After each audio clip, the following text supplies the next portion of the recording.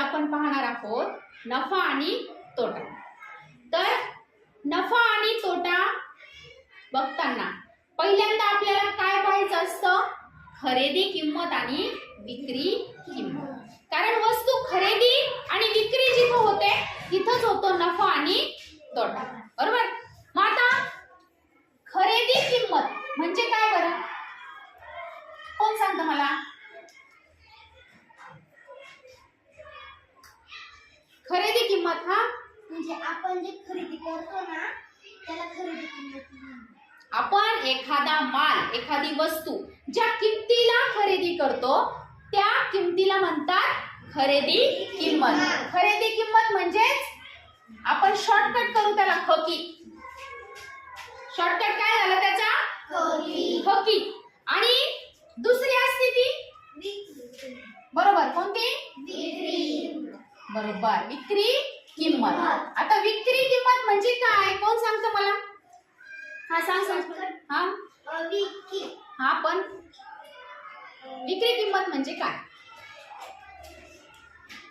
कोणती असते विक्री किंमत? आपण जे एखादी वस्तू विकत घेतो ना त्याला आपण विक्री किंमत असे म्हणतो। ज्या वेळेस एखादी वस्तू, एखादा माल आपण ज्या किमतीला विकतो, बरोबर? दुकानदार आपल्याला ज्या किमतीला ती वस्तू विकतो ती झाली त्या वस्तूची विक्री। काय झाली? विक्री। खकी आणि विक्री हे जर समजलं तर नफा आणि तोटा पटकन आपल्याला समजतं, बरोबर? मग खकी आणि विक्री।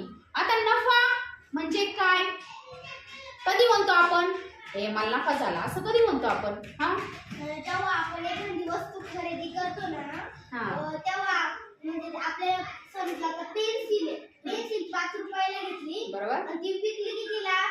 10 रुपयाला, बरोबर। तर आपला समजा फायदा झाला। फायदा म्हणजे नफा। अरे वा, फायदा म्हणजेच नफा। किती सोप्या भाषेत सांगितलं बघा। फायदा म्हणजेच काय? नफा। आपण जर एखादी वस्तू ज्या किमतीला घेतली त्याच्यापेक्षा जास्त किमतीला जर आपण ती विकली तर त्या व्यवहारात आपल्याला होतो नफा। मग नफा केव्हा होतो? काय असते जास्त? विक्री। बरोबर, जास्त काय असते? विक्री। विक्री जास्त असते तेव्हा। विक्री जास्त असते। पण तोटा केव्हा होतो सांगा बरं? जेव्हा खरेदी जास्त असते तेव्हा तोटा होतो। खरेदी जास्त आणि विक्री कमी, म्हणजे ज्या व्यवहारात आपलं नुकसान होतं ती झाली आपली, तो झाला आपला तोटा। म्हणजे तोट्यामध्ये काय असते जास्त? खरेदी। खकी, आहे की नाही? खकी आणि विक्री विसरायचं नाही। म्हणजे मग आपल्याला नफा आणि तोटा समजायला काय होईल? सोपं जाईल, बरोबर? त्यानंतर आता नफा आणि तोटा तुम्हाला समजला। मग आता नफा ज्यावेळेस आपल्याला काढायचा आहे एखाद्या व्यवहारातला, आता आपल्याला नफा काढायचा आहे। आता हिने बरोबर उदाहरण दिलं होतं। तिने काय उदाहरण दिलं होतं? एखादी पेन्सिल आहे, आपण ती घेतली 5 रुपयाला, विकली 10 रुपयाला, त्या व्यवहारात आपल्याला किती झाला नफा? 5 रुपये। 5 रुपये झाला। आपण कसा काढला? विक्री किंमत मधून खरेदी किंमत वजा केली। करेक्ट, विक्री किंमत मधून खरेदी किंमत वजा केली। जी जास्त आहे त्याच्यातून जी कमी आहे ती वजा करायची, म्हणजे काय झाला? नफा। आणि तोटा केव्हा? तोटा आता समजा ती पेन्सिल आहे, 5 रुपयाची पेन्सिल आहे, आपण विकली 4 रुपयाला, आपल्याला काय झाला त्या व्यवहारात? तोटा झाला। किती झाला? 1 रुपया झाला। कसा काढला? जी आपली खरेदी किंमत होती ना तिच्यामधून विक्री किंमत वजा केली, बरोबर। खरेदी किमतीमधून विक्री किंमत आपण वजा केली, म्हणजे मग आपल्याला काय झाला? तोटा झाला आणि तो आपल्याला मोजता आला। म्हणजे नफा आणि तोटाचं सूत्र जे आहे ते एवढंच जर लक्षात ठेवलं तर गरज पडेल का? नफा बरोबर विक्री वजा खकी, करेक्ट का? आणि तोटा बरोबर खकी हा वजा विकी. हकी वजा विकी. विकी. हे दोन सूत्र जे आहेत तर ते लक्षात ठेवायचे. हे लिहून घ्या एका ठिकाणी. आता हे गणित सोडवताना पहिले काय करायचं, जे दिलंय ना ते लिहून घ्यायचं. म्हणजे ज्यावेळेस तुमच्या पेपरमध्ये एखादं गणित येतं त्यावेळेस तुम्हाला जे दिलेले आहेत ना, जे दिसतंय त्या गणितामध्ये ते एका बाजूला लिहून घ्यायचं. काय दिलंय रे इथं? विक्री किंमत विक्री किंमत किती आहे? 540. 540. आणि काय दिलंय अजून? खरेदी आणि नाही का नफा दिलेला. नफा दिलाय. किती दिलाय? 90 रुपये. 90 रुपये. आणि काढायचंय काय? खरेदी किंमत. खरेदी किंमत आपल्याला काढायची. बरोबर. मग आता खरेदी किंमत म्हणजे काय, ते नफा म्हणजे काय असतो आपण सांगितलं. नफा म्हणजे खकी वजा नफा केव्हा होतो? ज्या वेळेस विक्री किंमत जास्त असते. मग आता नफा जास्त मधूनच आपल्याला कमी वजा करायची. मग आता विक्री किंमत वजा खरेदी किंमत म्हणजे नफा. बरोबर. सूत्र आपण बघितलं होतं. एकच सूत्र लक्षात ठेवायचं. नफा बरोबर काय? विकी वजा खरेदी. विकी वजा खरेदी. खरेदी किंमत. बरोबर. मग आता आपल्याला खरेदी किंमत आपल्याला काढायची. बरोबर. मग खरेदी किंमत काढायची आणि दिलाय काय? नफा. मग आता आपण असं जर केलं ना, खरेदी किंमत बरोबर विक्री किंमत वजा नफा. विक्री किंमतीतून जर नफा आपण बाजूला काढला तर आपल्याला खरेदी किंमत येईल का नाही? हा. आता विक्री किंमत किती दिली? 540. आणि नफा 90. 90. 540 मधून 90 गेले. किती उरले? 540. बरोबर आहे का बघा.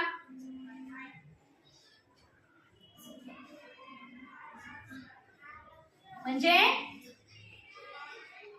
ह्या गणितामध्ये त्या वस्तूची खरेदी किंमत किती आहे? 450 रुपये. म्हणजे 450 ला खरेदी केली, त्याला किती झाला नफा? 90. आणि म्हणून त्याची विक्री किंमत किती झाली?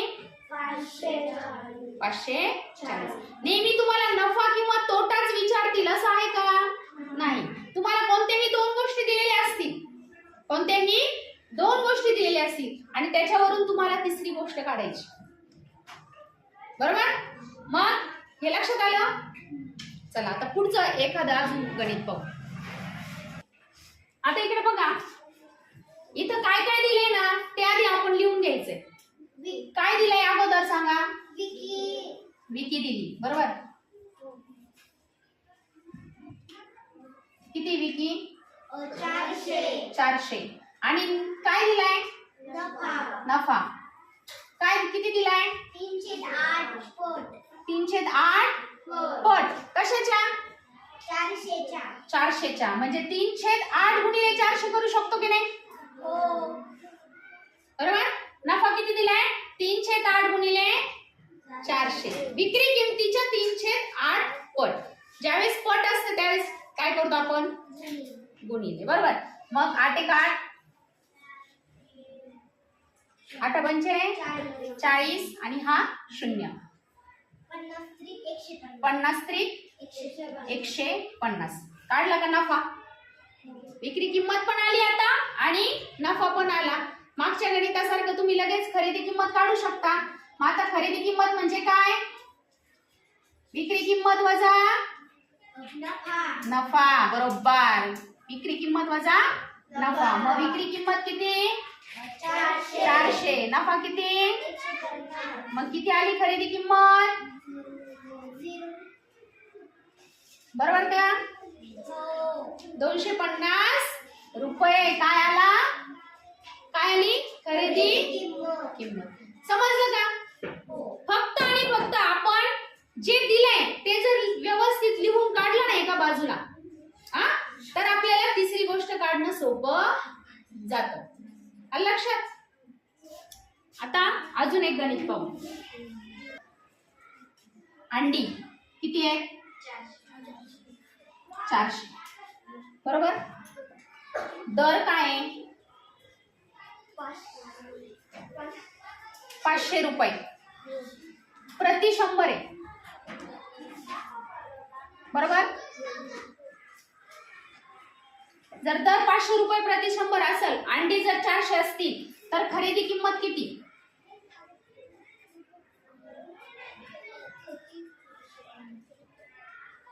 2000. बरोबर. 400 रुपये ते 400 जर अंडी आहेत, 500 रुपये प्रति 100 नी आहेत. 500 रुपये प्रति 100 म्हणजेच एक अंड किती रुपयाला? 5 रुपयाला. आणि मग 400 अंडे किती रुपयाला? 2000 रुपयाला. इथपर्यंत समजलं? हा. त्यानंतर पुढची, त्यांना नफा पाहिजे. त्यांना या व्यवहारात किती नफा पाहिजे? 450 रुपये त्यांना नफा झाला पाहिजे. म्हणजेच विक्री किंमत किती पाहिजे ग?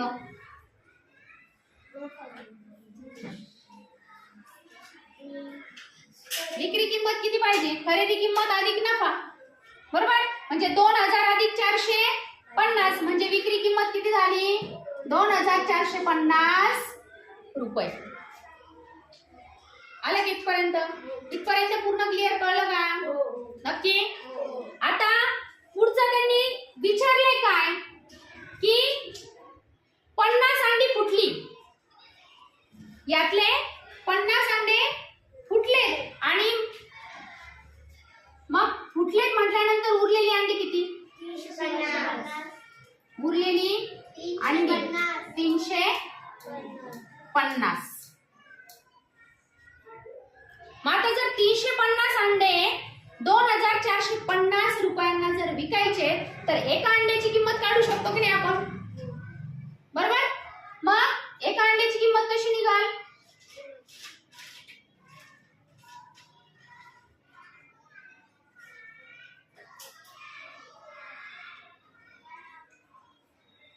$2450 भागिले 350.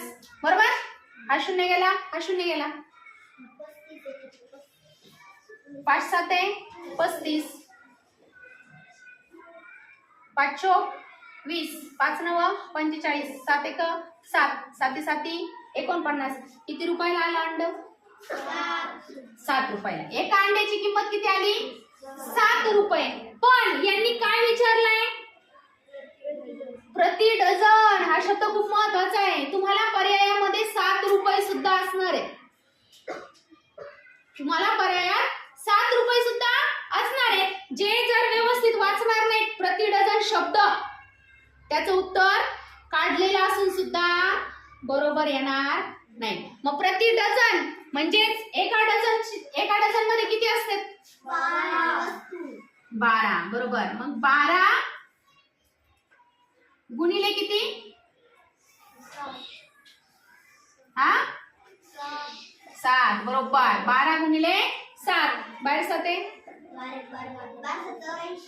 हा 84 रुपये डझननी हे अंडे जाते. अवघड आहे का? नक्की ना? समजलं? ज्याला नाही समजलं त्यांनी पुन्हा विचार. ज्याला काही कळलेलं नाही त्यांनी पुन्हा विचार. हा विचार. आता हे गणित आहे ना, ते समजलं नाही. ते कसं काढायचं? विक्री किंमत कशी आली तिथपर्यंत समजलं तुला? बरोबर. आता विक्री किंमत 2450 आपली आलेली आहे. कशी आली? कारण त्यांनी आपल्याला नफा दिलेला होता ना. 450 रुपये त्यांना नफा पाहिजे. मग त्यांनी आपण घेतले 2000 ला. बरोबर. आपण म्हणजे श्रीपतीने. मग श्रीपतीने घेतले 2000 ला. त्याला नफा किती पाहिजे? 450. म्हणजे त्याला कितीला विकावं लागतील ते? 2450 ला विकावं लागतील. आता त्याला त्याच्याकडे अंडे अगोदर त्याने विकत घेताना किती होते? 400 अंडे होते. त्याच्यातले किती फुटले?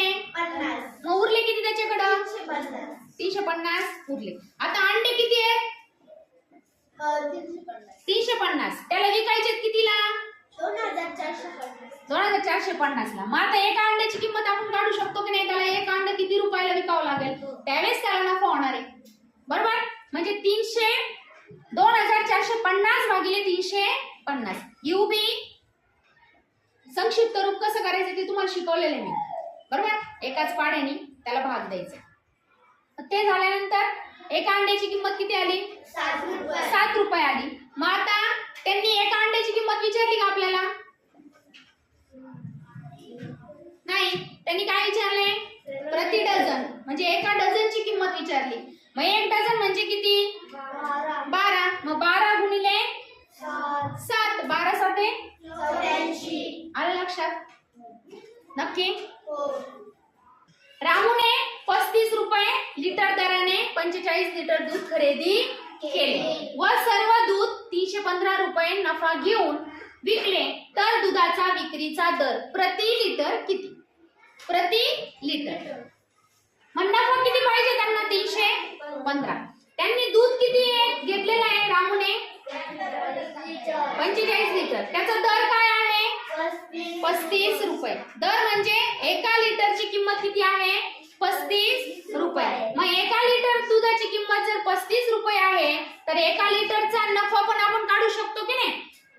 हा पूर्ण दुधावरचा नफा दिलेला आहे 315 रुपये. हा मग 45 लिटरवर जर 315 रुपये नफा होतो तर एका लिटरवर नफा किती?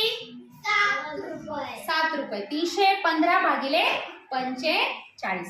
मग विक्रीचा दर काय असतो? खरेदी किंमत अधिक नफा. बरोबर. मग खरेदी किंमत किती? 35. नफा किती? 7. मग 35 आणि 7 मिळून किती झाले? 42 रुपये. म्हणजेच रामूने ते दूध प्रति लिटर किती रुपये दराने विकलं? 42 रुपये लिटर दराने विकलं. आता तुम्हाला पुढचं एक गणित येते ते तुम्ही भरून सोडून आणायचं. हे बघा, हे गणित जे आहे ना ते तुम्ही घरी मी जसं सांगितलंय तसं सोडवायचंय आणि मला दाखवायचं. बरोबर. आणि स्वाध्याय क्रमांक 23.1 23.2 सोडवताना ज्या काही अडचणी येतील त्या मला विचारायच्या आहेत. आलं लक्षात?